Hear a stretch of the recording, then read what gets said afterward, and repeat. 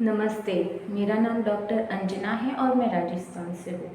आज का जो हमारा टॉपिक है वो ये है कि प्राइमरी सिम्टम हम कैसे लें, क्योंकि कुछ पेशेंट होते हैं वो अपने सिम्टम देते नहीं। उसको क्वेश्चन पूछते हैं कि आपको ये तकलीफ़ है, क्या क्या तकलीफ़ है, तो वो कुछ भी आंसर नहीं करते।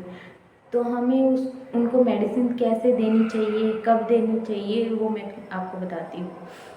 जैसे मेरा एक केस है जिसमें पहले पेशेंट आता है और कहता है, डॉक्टर साहब मुझे मेरे फ्रेंड ने बताया कि आप मेडिसिन बहुत अच्छी देते हो, उसकी बीमारी ठीक हो गई है।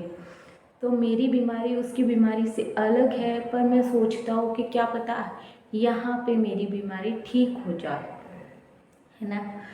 और डॉक्टर साहब मुझे ऐसी दवाई दीजिए जिससे मेरी बीमारी जल्दी जल्दी चली जाए।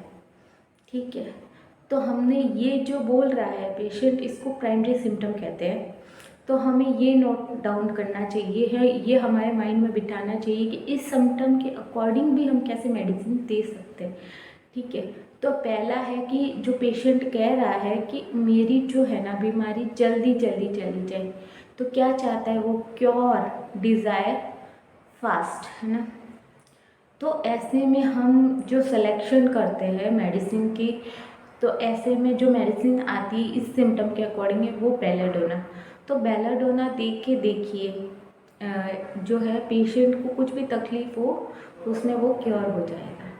ठीक है, अब सेकंड है, एक और केस आया था, उसमें वो कह रहा था कि डॉक्टर साहब मुझे भी मेरे एक दोस्त ने बताया कि मैं यहाँ पे आऊँगा तो मेरी बीमारी है वो ठीक हो जाएगी। मैंने काफ़ी जगह से दवाई ली पर मेरी जो है बीमारी ठीक ही नहीं हो रही।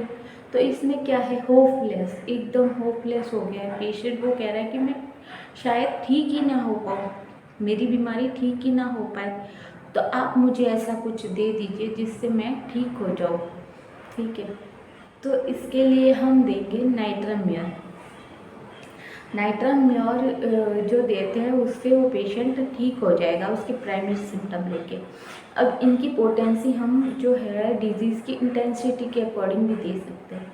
ठीक है, तो इससे हमें ये पता चलता है कि जो पेशेंट होते हैं वो हमें सेकेंडरी सिम्टम बताते नहीं है, कुछ सिम्टम दे नहीं रहे, तो हमें पेशेंट को देखकर, जो हमारे क्लिनिक पे आते हैं उसको पूरा ऑब्ज़र्व करना चाहिए, उसे देखना चाहिए, उसके फेस के एक्सप्रेशन देखने चाहिए, और जो वो बोल रहे हैं उस सबको भी नोट कर देना चाहिए। ये भी हमारे सिम्टम है, फिर रेपिटराइज करके हम उसे जो है अच्छी मेडिसिन दे सकते हैं।